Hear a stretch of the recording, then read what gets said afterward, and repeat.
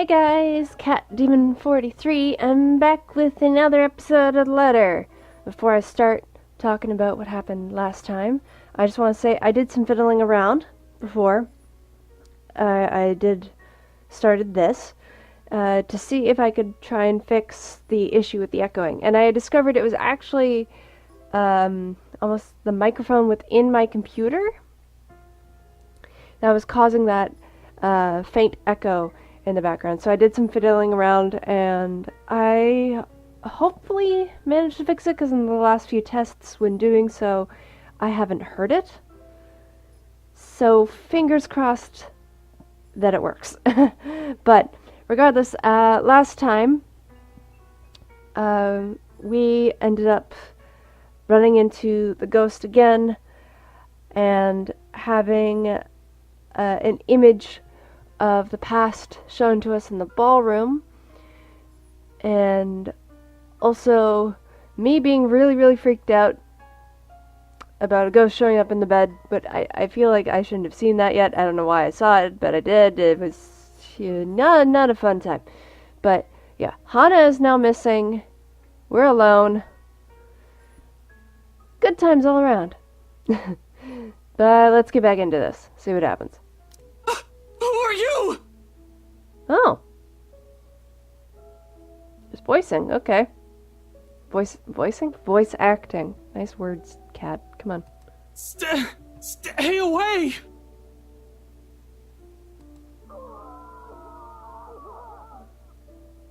Holy shit. Sweet dreams, my love. It'll be over soon. Oh, it's the okay. And creepy music. Creepy music. Okay. Yet, in spite of the unfamiliar voices and unwanted touches from shadows lurking in the dark, rousing is a slow, arduous process. Difficult. Every limb heavy with lead. No matter my aversion for the words, they murmur in my ears, or the sight of her horrid smile from afar. My body refuses to yield. I am at their mercy. I am at their mercy. Beyond fathomable reason, my consciousness refuses the pull of the waking world, choosing to linger in the pits of a dream, gradually drawing me deeper into unknown depths. Somehow, even if I may never open my eyes, I allow them. You do not belong there, my prince. Not that I mind getting a few extra hours, of course. The bed's more than comfortable as it is after an exhausting day yesterday. Babysitting Kylie and the stress of finding an intruder in my home. I think I deserve a little break every once in a while, especially after going through all that in a single day. Yeah. I can only be the one on the receiving end of so many unacceptable things within a span of a few hours, you know. 6 other people would like to have a word with you on that. As gracious as a host in person I am, my patience has its limits too.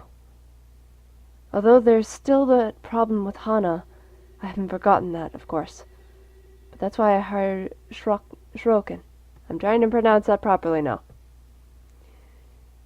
He's competent enough. He won't even last a day in my service if he's any lesser than those half-wits who think they can deceive me with sweet words.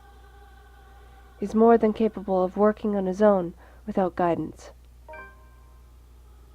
Let the butler take care of the little problem with Hana while Hana. You do not need her. I am here. Nope. We are here. Yeah, okay. Theory confirmed. Holy shit, no.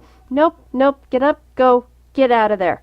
This is where your home is. Nope. Where you belong for the blood we share. Ugh. Come back to us. Nope. How long has it been since? Only at 3%? What? Okay. Johannes has never taken this long before. Surely there should have been an update by now. Right? So why isn't there? Oh, right, yeah, that's because I believe Ash and the butler are currently having a tug-of-war with a towel wrapped around Ash's throat. Yeah.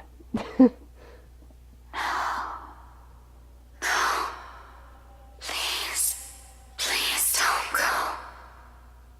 Bloody hell, the cretins I've surrounded myself with. And isn't that enough reason to force myself out of bed? As it has always been the case. Oh shit. Oh. Okay. My eyes fly open, expecting the warm rays of sunshine filtering through the curtains, only to be greeted by a blinding flash of light and a loud boom of thunder that sounded nearly too close to my ears. Strong gusts of wind will occasionally burst in from the open balcony door, bringing in drizzles of cold rain into the room. I must have left it open earlier, before dozing off. The carpet and the floor closest to it is already drenched. Hannah's going to be so cross when she sees this. Yeah. Not that it's an immediate problem. If anything, it's this power outage we should be minding first. With the intruder still at large, steering through this darkness might be far more fatal than multiple stab wounds or a gunshot to the chest. Okay. That's an interesting thing to compare to, but okay. Oh, great. The power's still out. That is exactly what I need right now. Yes. You're so crass. It's this storm, of course. I should have moved back to the penthouse to weather it in a much more comfortable setting. Already I can hear the creak and groans of this old place as rain beats against the windows. Johans! Has someone been sent to take the circuit breaker yet? No answer. Johans? Right, he's probably unconscious. Silence. Shroken! Someone! Anyone? Still. Nothing, and my cordial mood is quickly dissipating. Where are those idiots when you need them? It's really a wonder why he hasn't fixed this yet. Was I really out that long? Can't be. It has only been a few hours after midnight. If the time on my wristwatch is anything to go by. Unless I've forgotten to change it again after the last overseas trip a month ago. Though the delay is understandable if he went looking for Hana as he promised. But bloody hell, my safety's also at stake here. Cursing, I stay still, letting my eyes try and adjust to the darkness while my hands fumble for my slippers. The butler isn't going to fix this. I might as well order the security posted outside to do it. It's probably just a blown fuse. Anyone with a brain can repair one. Grabbing my jacket, with footwear finally on, I make for the door. Although, in haste, I pause briefly when a gleam catches my eye. One of my drawers, underneath the clutter I've yet to organize, the muzzle of a gun peeks out. Hannah has never openly commented my possession of it, but I know she does not approve of it, knowing the bloody firearms policy in this nation. Of course, I've not found much use for it in the 7 years we've been together. Otherwise, she would have already had it thrown out years ago. Doesn't mean it won't be useful right now. That's true. Well, kind of. Without a second thought, I seize it, sending the stuff piled over it onto the floor. Whatever. I'll get to it later. This blackout problem should be resolved first. No one is there. Yep. Right next to my missing security detail, as it turns out. Where the fuck did everyone go? Yeah, good question. That is literally the smartest thing I think you can say in this situation. Where the fuck did everyone go, indeed? There were two, weren't there? Stroke and two blokes posted to stand guard for the night. I might be panicking for a bit earlier, but I'm quite sure I haven't gotten delusional yet. What? Did both of them decide to take a break? Because they think the master is already sound asleep and won't be looking for them? I know assassinations happen very rarely these days, and even less in a peaceful who may or may not want to put a knife in my back. Isn't that enough reason to stay on alert? I'm fairly certain Shrokin won't just enlist their help just for this power outage, only to leave me unprotected. We have a difficult friendship, so to speak, but I doubt that man is an opportunist. I'm holding the lives of his family in my hands, after all. He knows what I'm capable of doing. He's not stupid enough to do anything that'll endanger them and save only himself. So where then? Only my footsteps echo a long dark passage, and I'm left gripping the handle of my pistol for some sort of comfort. Without proper lighting, and with the storm still raging outside, the stories I've heard about this place seem to have some truth to it. Some. If I'm reaching and wish to entertain myself for a bit, I'll say there might also be ghosts whispering in my ears, calling. Of course, it's just the wind and the trees rustling outside.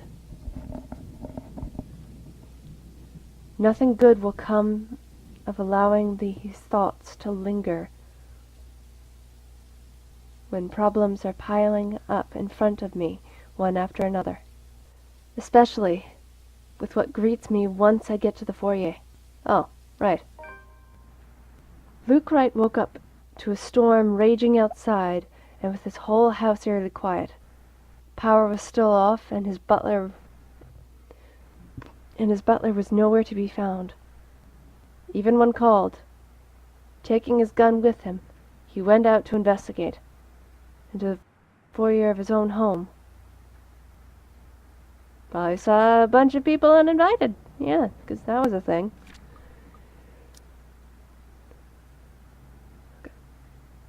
Though it's dark, the large windows illuminate the area much more easily than any of the other rooms. Yep.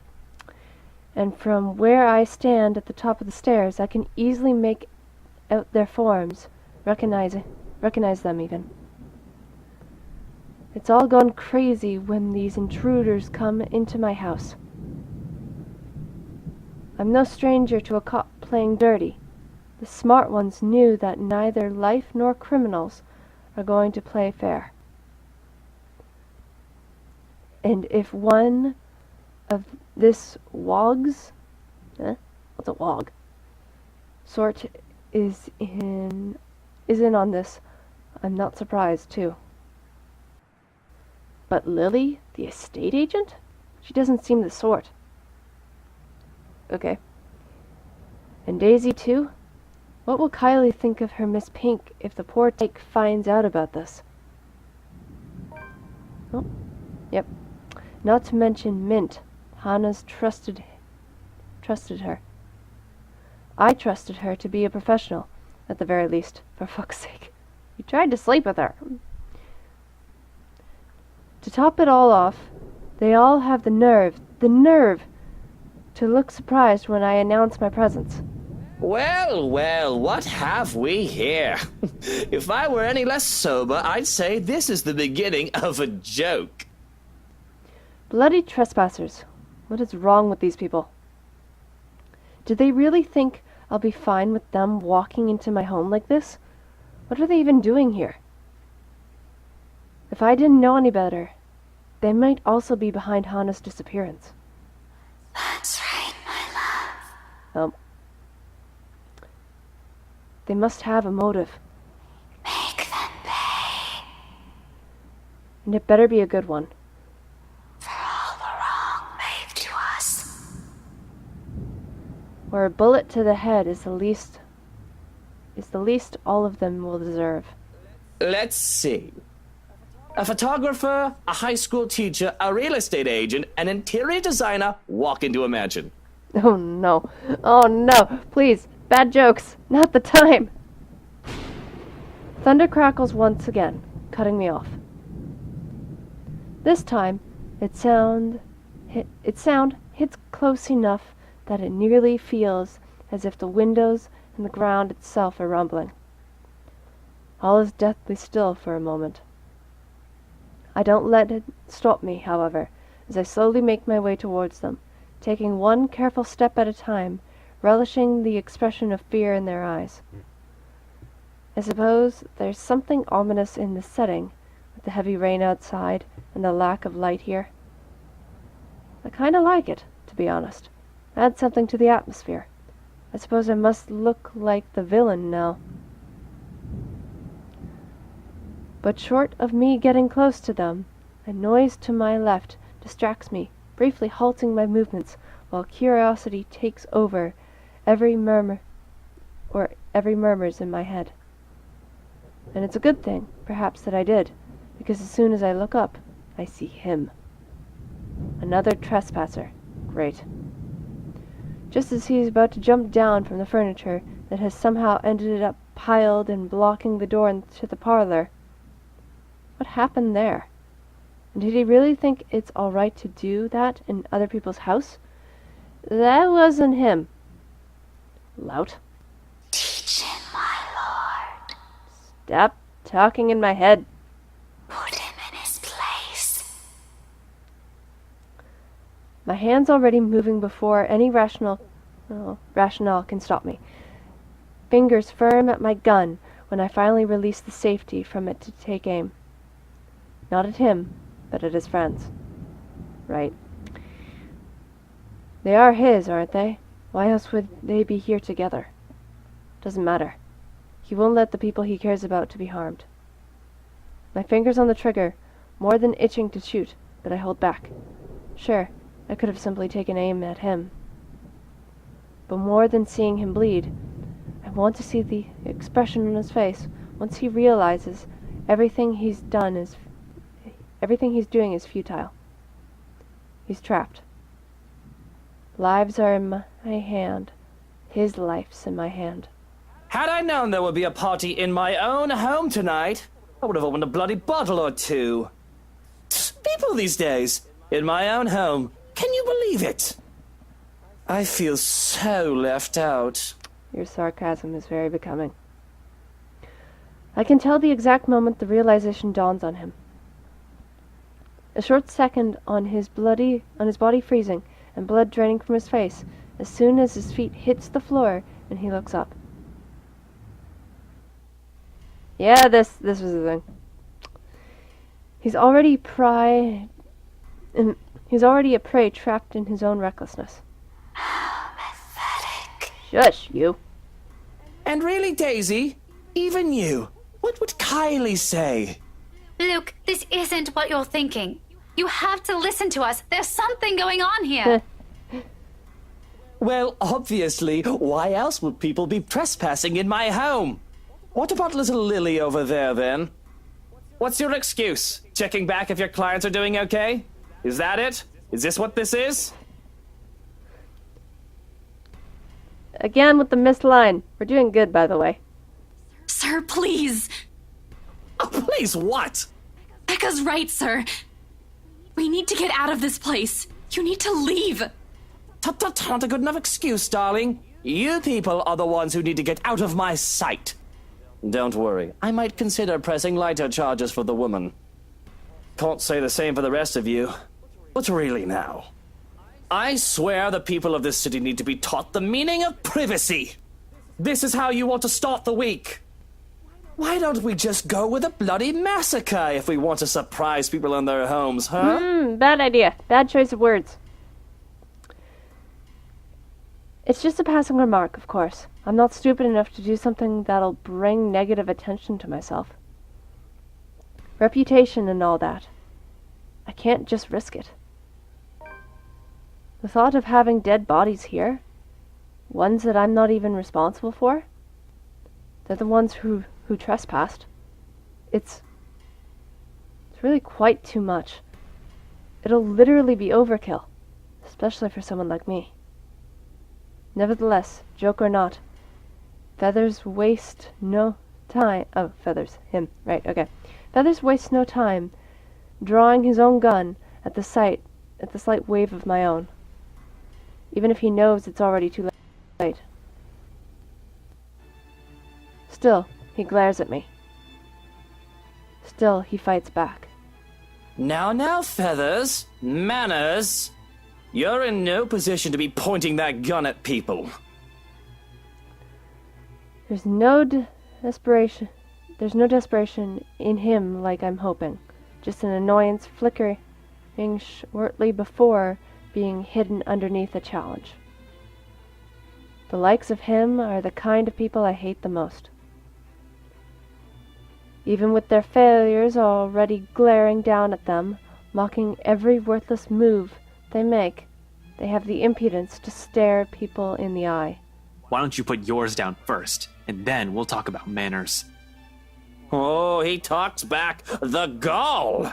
You know, your kind pisses me off so much. I still don't know what he means by that. Is it because he's Asian? Or is it because he's a detective? Okay. I don't know if he's pulling the race card or the cop card. What you doing, Luke? I don't know. Annoying most of the time, like a damn pest you can't be rid of. Okay, cop thing. Alright. But to some degree, it is commendable. I'll give him that. After all, we're almost the same in that regard. Almost. I'm still the better person, of course. He tells me to put the gun down, but I see no reason why I should. I'm a homeowner, in defense of my own home. I have the right to, I'd like to think. Questionable permit of firearms aside. It's not like I wanted this, but I'm already high-strung, and their presence does not help. Bloody peasants. I can never seem to figure out how their minds fully work. Take this one, for example. Uh-oh. Despite the pride brimming in him, how he matches my glare with one of his own. He simply lowers his pistol after a long second, not in surrender. The tense set in his shoulders tells me as much. The closest he can get to lowering his own ego in favor of something I can't quite place. Interesting. Gotta admit, I'm almost disappointed. As you should be, my lord. I've expected him to hold until one of us shoots the other. Can't say it'll be more exciting that way.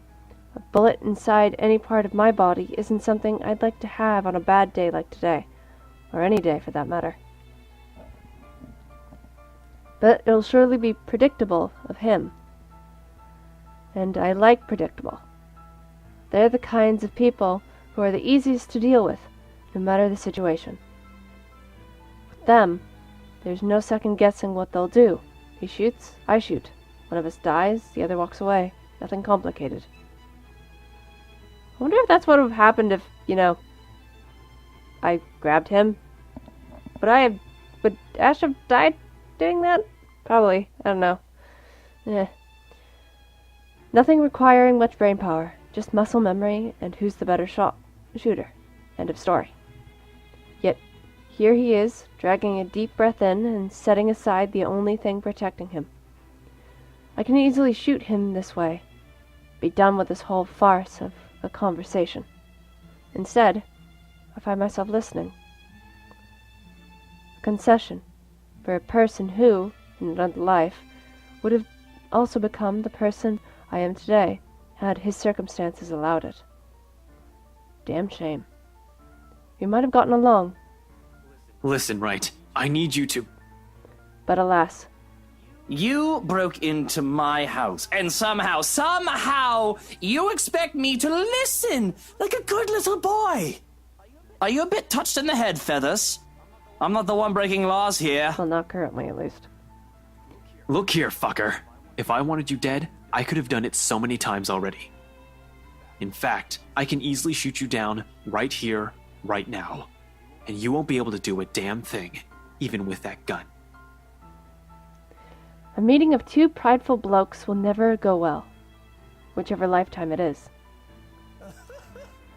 I can only laugh at his audacity, his lack of shame, the fear, even facing the business end of my pistol. You know what I'm thinking right now? Uh-oh. Please. In another lifetime, we would have probably gotten along well. The best truth I can offer him. Not many people, those who have slighted me in particular, live this long to see it. And he should be grateful. You're already gracious enough, allowing him to stand in your presence like this. Stop talking, ghost lady. Please. Yes, especially when he has a lot to answer. Preferably right now, because as generous as I have been so far, my patience has its limits. My amusement can only last for so long.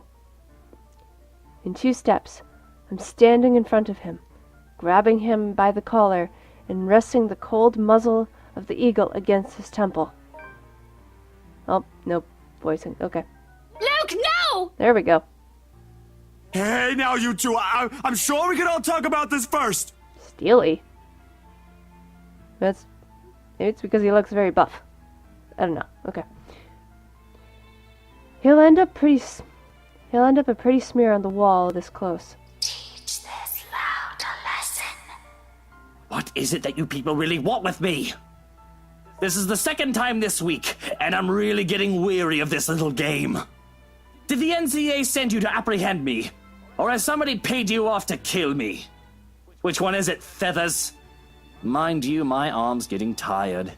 Better answer quick if you don't want to meet the business end of this gun. And he knows it.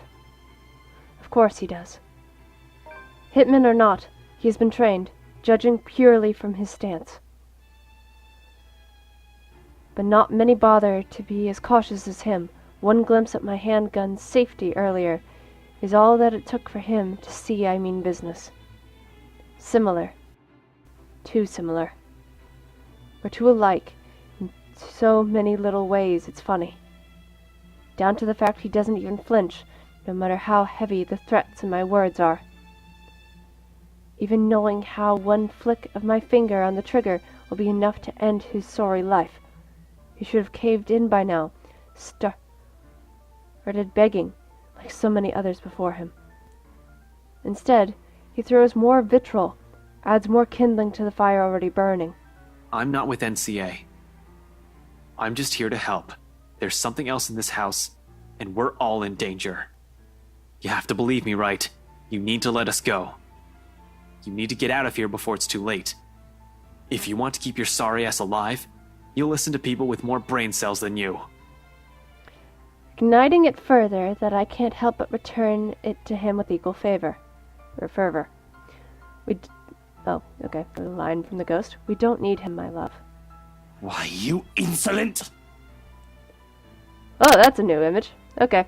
We both decided to move in that moment, both our bodies tensing, each of us reacting to get ahead of the other. However, before we can even get a head start. A voice unexpectedly rings above the chaos about to ensue. Luke, help me, Ah, shit. please. Back to this. Back to this again. Okay. Don't hurt her, please. Come on, ghost. I've always been cautious and careful, cutting off trouble's head before things can escalate if I'm able. That's why I deal with the likes of Harvey, Suarez, and Johannes. For all who we are, for all the enemies the likes of us can make, sure, a thing has never happened before, because I do everything to make sure it doesn't happen. So to see Hana in danger, I don't quite know how to feel or what to do. Of all the times for there to be a hostage situation, if this is even one, why now? Good fucking God, what is going on here? Good question. Help me. Please. Please make it stop. I think death would be preferable if my sense of self-preservation was shot to high hell. It would deprive me of choice or the responsibility in the matter. And I don't want to think about how fast my heart beats, so that I hardly hear anything other than my own heartbeat and her pleading. Please. They're in my head. Screaming. It hurts so much. What do I do? What can one do against someone holding your life in their hands? With a woman that looks more monster than man. When the woman's expression turns into one of amusement and her laughter fills the air, I want to call her out on it. There's a rage simmering just beneath my skin. But my own scream dies in my throat. All I'm able to muster is a pathetic croak. She laughs, as if this is all some sick joke. My breathing becomes a bit too shallow for my liking, and I feel like I'm on a precipice where one wrong move can lead to someone dying. This is crazy. All of it. Luke, help me, please. I can't. And something in me snaps. There's a switch in my head that wants to go one way or the other. I have to.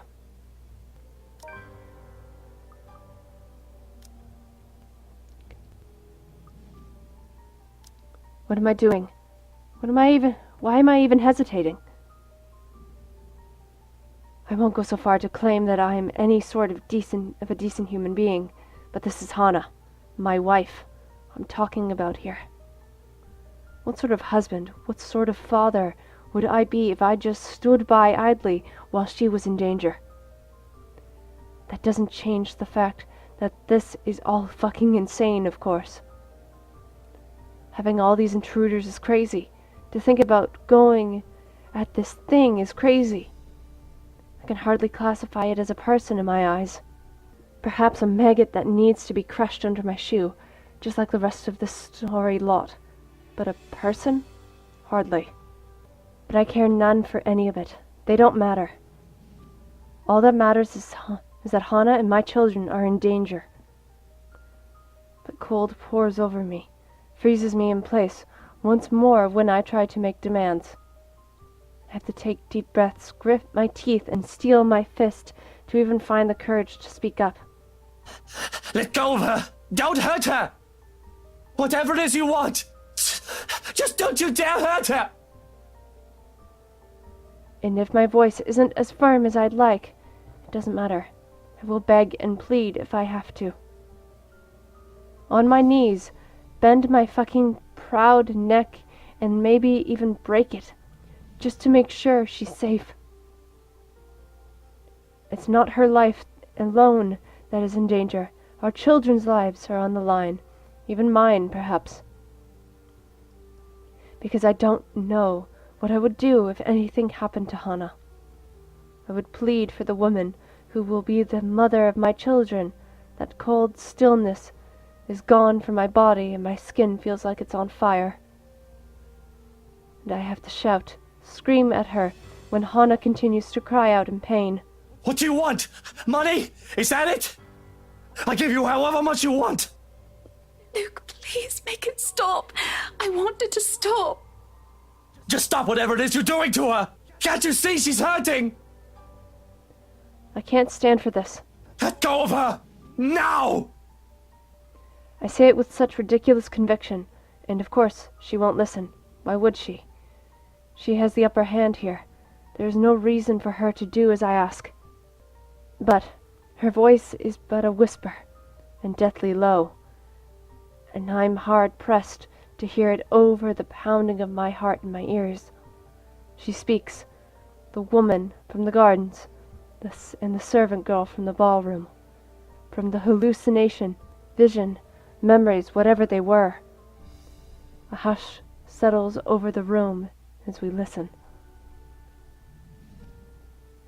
And not voiced, okay. Do you really wish to be with her? There are no second thoughts. More than anything. So please, let her go. Though her expression doesn't change, I have this most awful feeling that it wasn't the answer she was looking for. I can see how the woman's fingers tighten around Hana's throat, hear the hitch in her breathing, in her breath, and I fear that I have made the worst decision in speaking out. I don't think she will listen. Yet she does. Oh. Okay. Ugh. Angered, Luke demanded for Hana's release from the woman. Although the woman eventually released his wife, there was anger and contempt in her face. All of a sudden, the whole house shifted. In a blink of eye, blood and gore was everywhere. Oh, okay. Kind of spoiled that for myself. Yeah. A hand on Hana's back sends her falling down the stairs. I move to catch her, and that sends us both sprawling at the floor at the foot of the stairs. With my back on the ground and her on top of me, the pain doesn't even register in my head. All I can worry about is Hana and the baby's well-being as I pull the both of us off the ground and away from the stairs, away from her. Are you all right, Hana? Are you hurt? It takes much too long for my liking before she speaks. All she's able to do for a moment is whimper in pain, a hand to her throat. And when she does manage to speak, her voice is far too faint, along with the hold she has on my arm. It's terrifying to see her like this, and to think I nearly lost her. Lose. I think that's supposed to be lose her. We are fine, Luke. I'm sorry. Just give me a moment. For a moment, we forget. But You deserve each other. yeah, just hearing her voice triggers something in Hana, and she starts to tear up. Her face contorts into one of pain and fear. But I grab her by the shoulders to keep her in place so that she can see me and only me, and so that I can only see her too. Look at me, Hana. Look, I'm here. You're safe. I won't let her hurt you again. You understand? Just breathe. I don't know exactly what in bloody hell is going on, yet I can't find it in me to care. Whoever these people are, and whatever they are here for. These are not acceptable conditions for a pregnant woman. For all I know, this is all some dumb charade to get to me.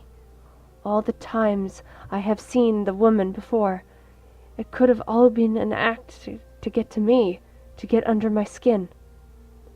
And to think they dare hurt Hana. For all the fear that I had felt, seeing her touch Hana, I can only think of her as an actress in grotesque makeup.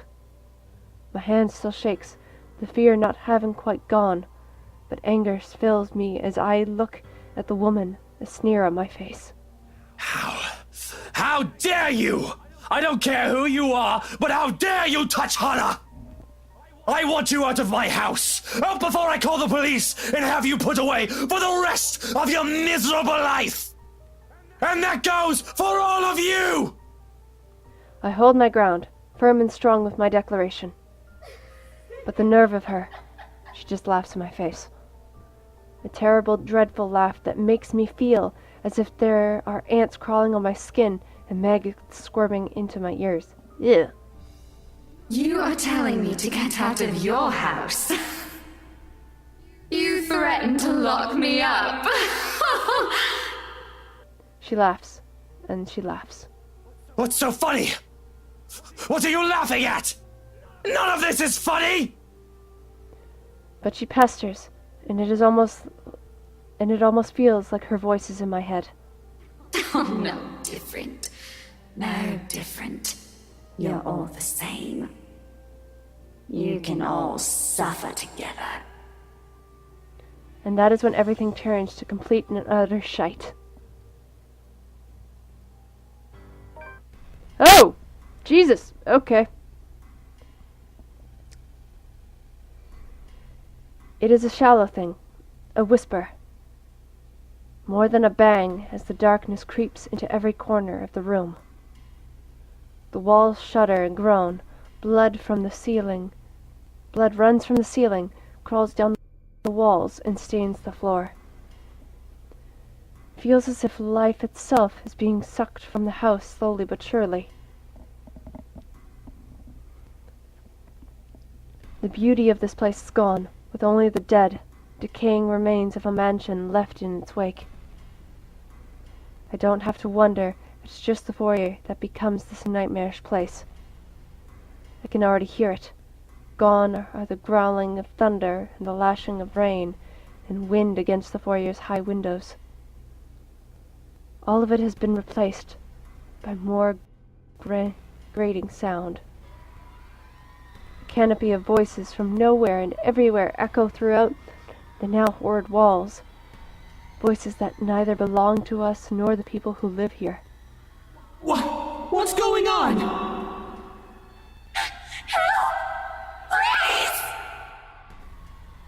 All throughout the house, shouts of alarm and surprise ring out, a mirror to the horror creeping up in each of us. Who wouldn't be shocked? This is insane. Even Daisy, feisty woman that she is, trembles at the sight of it, clinging desperately to Lily, while Steel and Feathers stand protectively in front of the two. Brave of them, I have to admit, to put themselves in the front line like that.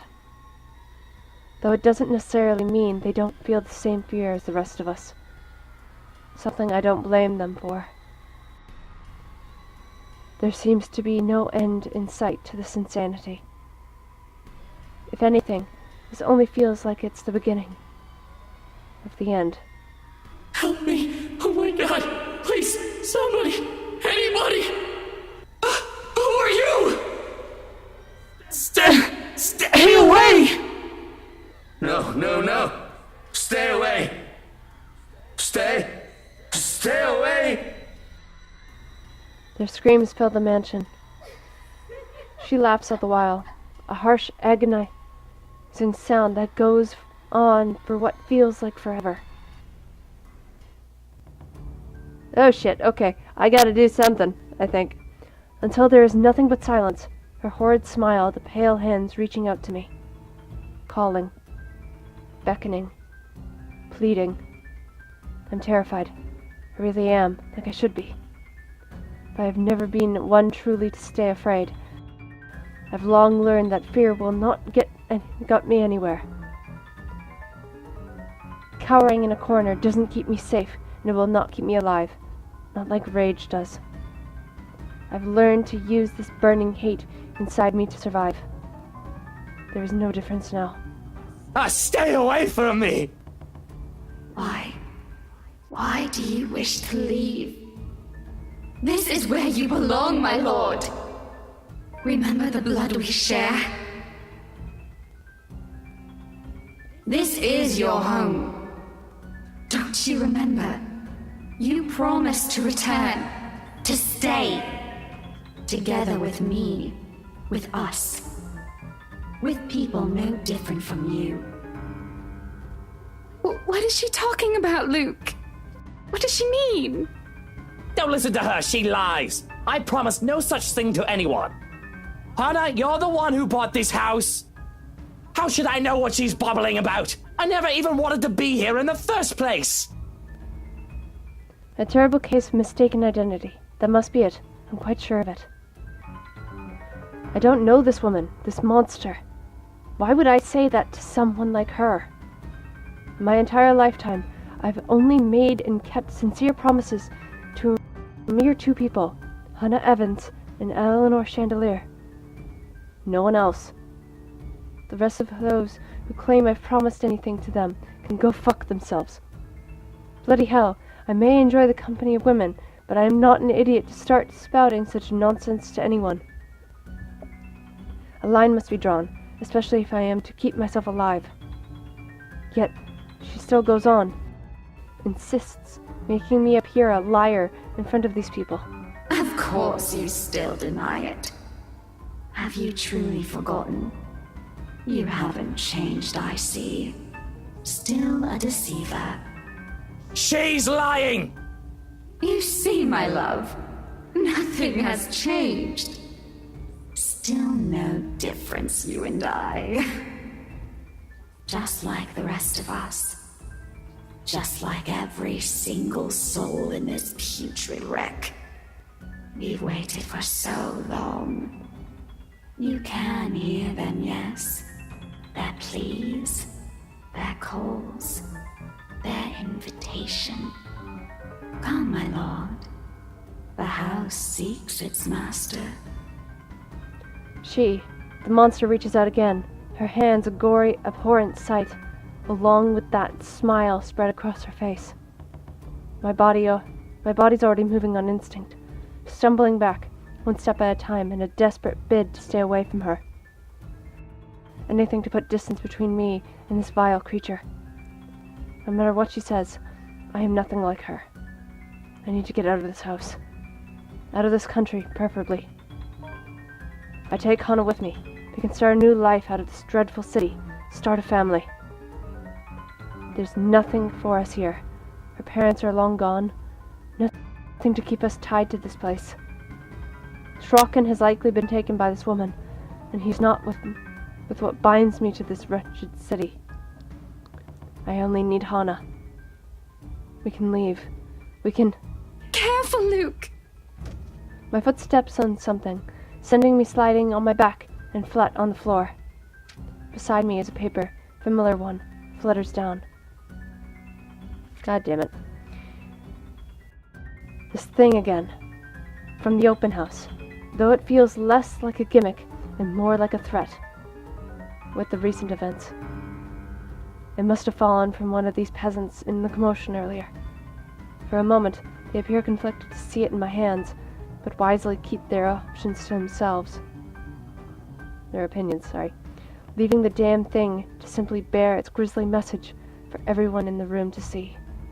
Help me. Help me. Help me. Is this it? What they've been telling us?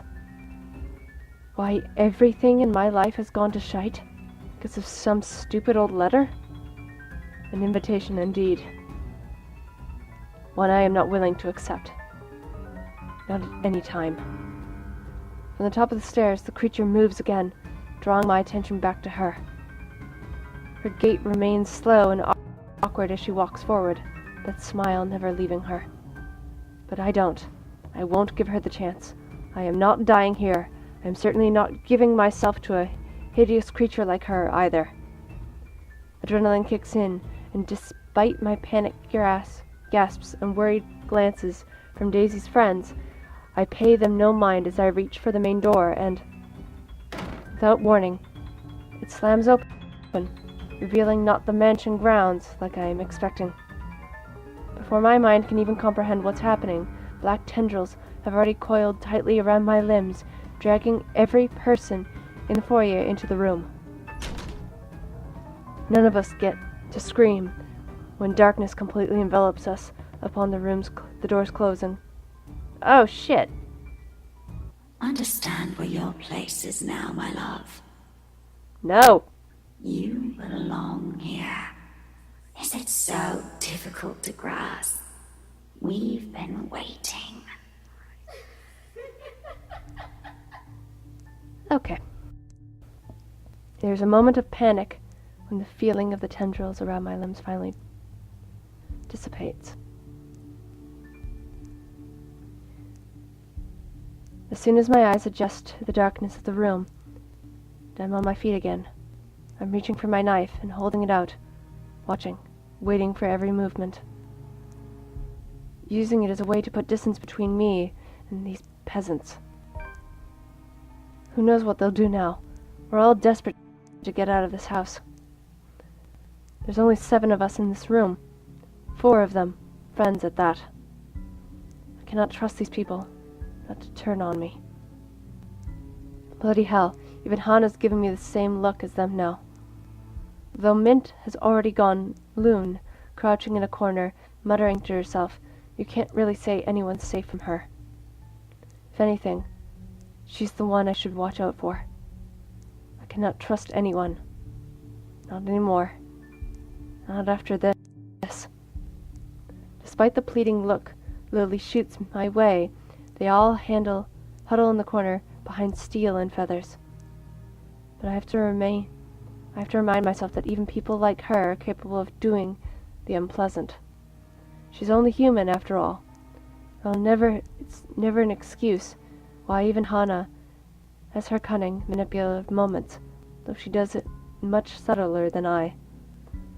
Why else would Lily show this letter to us the day, if not to save herself? I guess that backfired on her now that she and her own friends are also stuck here. Still, I have every right to be livid. Everything I've built has fallen apart. All because these people came into our lives. You! All of you! This is all your fault! If I've died to this bloody case, I'm taking you all down with me! Holy shit. Put that knife down, Lucille. Hey now, Mr. Wright. I know the situation ain't good, but we have to calm down. We're all in the same boat here. You shut your mouth! If it weren't for you, or this letter, for all of you, none of this would have happened! And blaming everyone in this room isn't going to get us out of this place. Please put that knife down, darling. You might hurt yourself. Are you taking their side? You're also stuck in this nightmare, Buttercup! What about the children? Aren't you the least bit worried about them? That creature is out to get us, and you're still defending these people! I'm not defending anyone, Luke. I'm just trying to be reasonable when you're clearly not. Oh, of course you're not. You're just the one who bought this bloody mansion to begin with. If I didn't know any better, you did this on purpose! You are so... Why, no! Why would I ever do that? This was only meant to be an anniversary gift. For you. For us. For the family we're going to have. Right, anniversary gift. Oh, here's your gift, darling. Oh, by the way, there's a curse included in that package. I hope that's all right. Are you really that eager to get rid of me, Hana? Because if that's what you've been meaning to do all this time, you might as well just put a knife in my back while I'm... Suddenly Hana steps and slaps the knife away from my hand. Said knife slides uselessly under the table, out of my reach. Before my mind registers what's happening, a sharp blow explodes in the side of my head, sending me reeling backwards. Oh, did you punch him?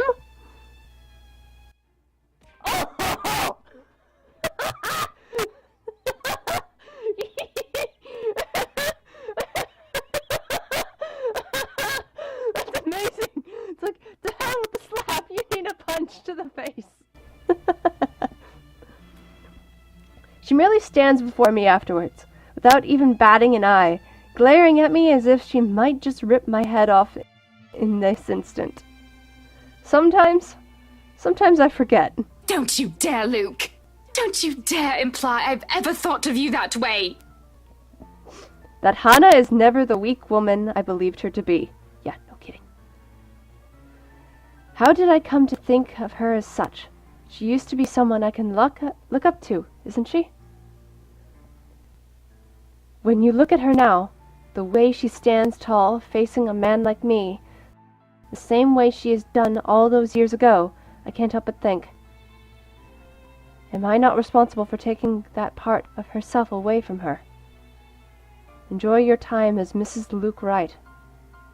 What a bunch of shite. Realizing this, I can only look away when she reaches up and places a hand on my face. Gone is the anger. Gone is the anger, it and only a soft smile remains while she looks at me with a shine in her eyes.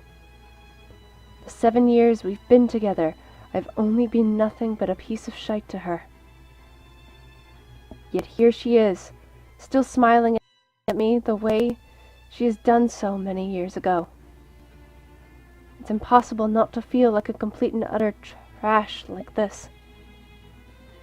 She has an uncanny way of doing that to me, really, especially when she takes my hand in hers and places it right on her tummy.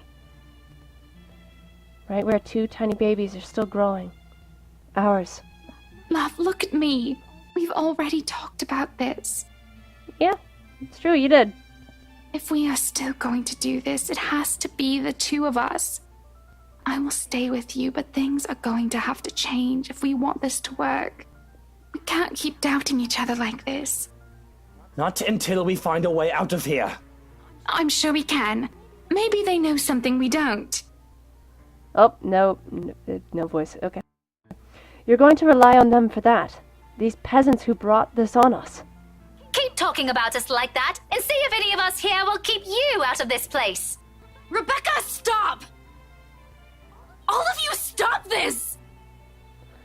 To hear Lily speak out loud, I can't say I'm not surprised. She has always given me the impression of someone so meek from the moment I've met her, either from her inexperience or her situation in life. She has never struck me as someone fighting to be a real estate agent, someone fitting to be a real estate agent, until now. Quietly, she puts herself between me and Daisy, cutting whatever scathing words we've yet to hurl at each other. The way she glares at me, it reminds me a little of the way my own mum would look at me. Particularly when I've done something wrong, and it's not a stare she's unused to showing. She has done this before, probably to a younger sibling. Oh yeah, she's got several. Huh. If she only sees us now as a pair of squabbling kids, and not 2 mature adults, well, that's only to be expected. No doubt that she sees us. No doubt that's how she sees us. For a long moment, there's only silence in the room. Steel, the big oaf, doesn't even dare break it. Neither does Feathers. With both merely watching us, bunch of wimps, these men. Not that it matters when Lily starts speaking again, after some of the anger and tension has lifted from the room. Stop this, please! With or without that damn piece of paper, A deep breath. An exhale. And then she closes her eyes, a crease forming between her eyebrows, when she grips her hand tightly in front of her. we still would have ended up in this mess. The atmosphere that descends into the room after that admission is anything but pleasant. Can I call it that? An admission? It seems like from the way her eyes nervously flicks between her friends and I, she appears to know more than what she lets on about how she makes herself appear smaller after dropping that bomb on us. Doesn't sit quite well with me. And patience is something I don't have the luxury of having right now and bestowing upon other people. What else does this girl know? What else is she not telling us? Because from the looks of this, even her friends have no idea what she's talking about. Unwilling to wait, I grab her arm before she retreats without explanation, waving the letter still in my hand in front of her. Ow! Sir, you're hurting me! Hey, hands off her, right? Fuck off, Feathers. I have questions for your friend, and she better have the answers. Luke, will you stop taking it out on every single person? Your friend is hiding something, Daisy. She's struggling for a moment, but my hold eventually forces her to look up at me. Fear and uncertainty spreads across her features, especially when her eyes land on the damned paper. As much as I want to be considerate right now, I want answers. What do you mean, Lily? I'm not sure about it. Don't give me that, you know something! Ow! Please, sir. I know the paper's useless, okay? At the moment, the letter all of a sudden At the mention of the letter, all of a sudden, Mint stands. I've almost forgotten she's here, her ramblings having faded away in the shouting. Without warning, she snatches the paper out of my hand. It's a miracle it didn't rip right there and there. I think it should be then and there, but okay. But the way she glares at it, I think she may want to do exactly that. We should have gotten rid of this thing! We should have burned it at the first opportunity we got! No, even if we rip it to shreds, it won't do anything. I think... You don't know what I've seen, Santos. There were children! Victims! All because they had no idea what this thing will do to them! Oh God, those poor souls! They were screaming and begging before she... Then what about those people they mentioned in the news lately? All those who died? My coworkers? The open house clients? None of them had seen it. Even Rose. And yet they're all dead. Thank you! Answers! Finally! God! I should know. That letter has been with me since I picked it up.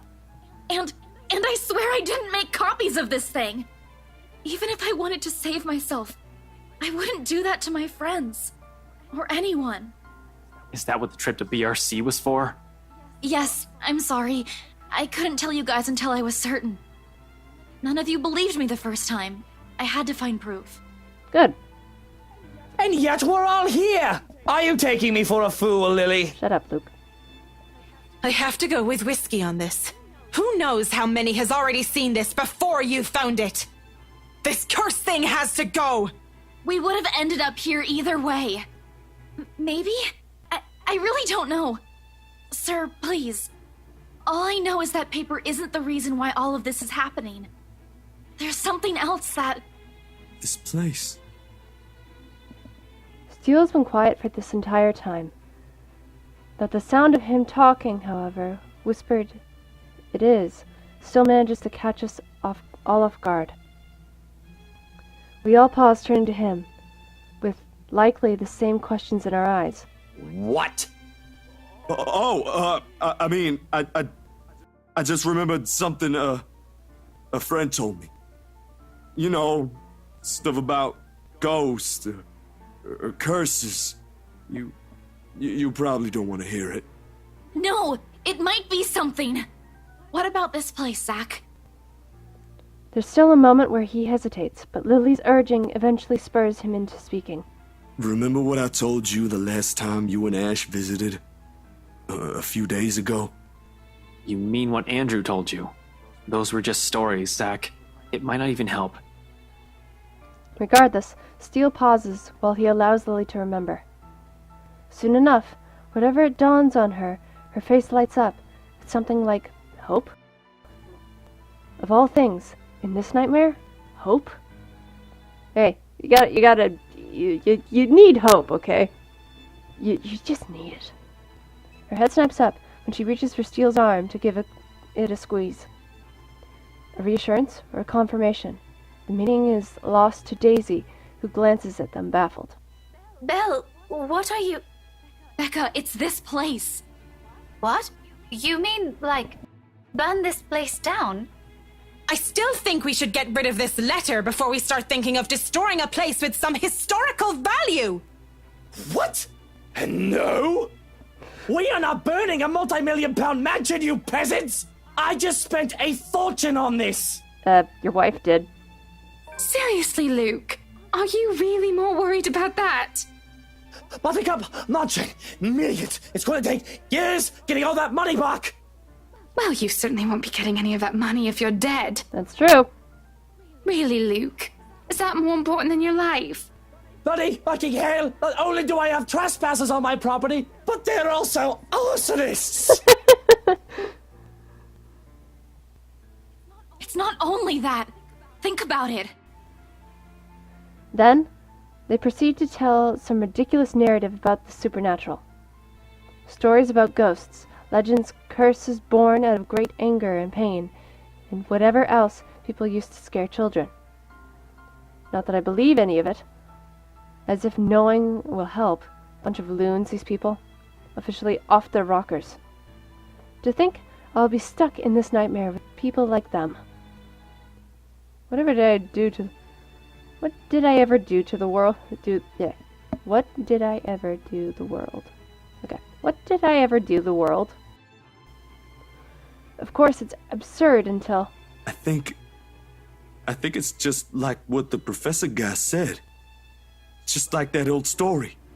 This mansion and some other thing might be keeping her here. You know, something he wanted in life, but never got to have. Something like that. Or maybe it's not something, Zachary. Someone. The who doesn't have to be uttered out loud. There's only one person in this room who that woman calls after. Every single one of them has heard it. Bloody hell. It's in the reluctant shift in Daisy's eyes when they flicker over to me, though only briefly. She's also holding information on her own. Perhaps a realization she just had. Doesn't matter. I know when people have slowly started to turn on me. How do they think I lasted in this cutthroat world? Betray them before they do the same thing to you. Put a knife in their back before they can act. Kill or be killed. Survival in a nutshell. What now? Are they going to throw me at that creature to see what happens to save themselves?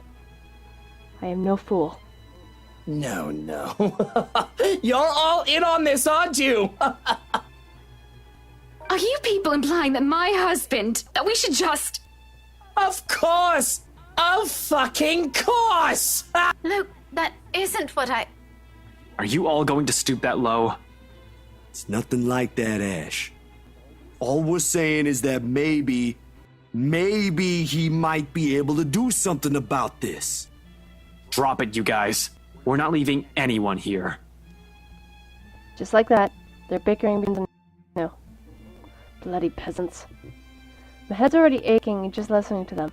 To think this is all the solution they can come up with? I should have just stabbed all of them and made a run for it. It doesn't help with each second we spend talking here, the crazier this whole place gets. Oh. The voices have become louder, and somehow sounding more vicious. If the things in the room start floating, mark my words, I will fucking flip out.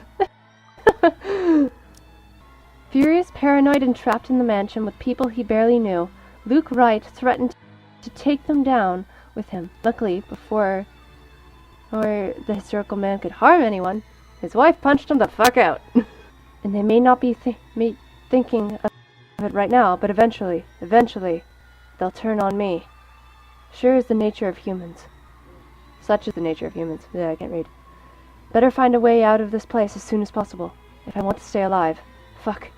I have so much to do. None of our choices seem sound, but who knows? We don't understand a shite about this place. Might as well try everything, yeah? Whatever works. If I also have to be the one to make that bloody decision, so be it. Less room for errors. The only sane one doing the thinking. On the off chance I'm wrong, well, they suggested it. So I decide to.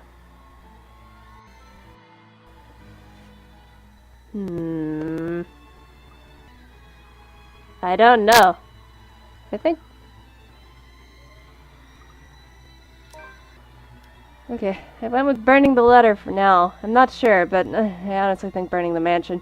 But so, I called that shit. And it's an easy decision to make, especially when the cry's growing louder. I'm getting tired of it, really. I simply have to act fast, think fast. What else is the root of the cause to our problems but the letter? No need to make things more complicated. It started from there. Why won't it end there? If what Mint said is true, then there's all the more reason to destroy it. Put an end to this madness before anyone can think of passing it on to someone else. Before the situation can stretch on far too long for my tastes, I snatch the blasted paper away. Give me that. Oh. For a second, she appears offended, until I take out Mum's lighter. The sight of it shuts them all up, but I have no need for their opinion. In the next moment, I'm already setting the letter on fire. Oh. And it doesn't take long for the thing to catch fire. It's old, for heaven's sake. Though I make sure none of the ashes end up on anything flammable. It'll just be an inferno inside the study, with all the books and documents stored here. Not that a big flame's anything to worry about in this case. In fact, in a matter of minutes, the damned thing has turned to ashes on the floor.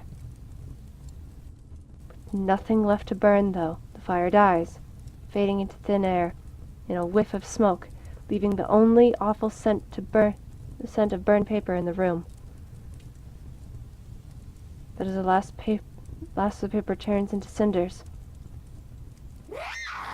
Oh, a sharp, agonized wail echoes from somewhere in the mansion before quickly dying out, taking with her the horrors she has brought upon the mansion.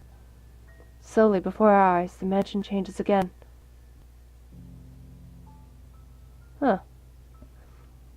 Blood fading from the walls, ceilings, and the floor, returning to the place its old beauty. Gone is the darkness, quickly replaced by the artificial lights in the room.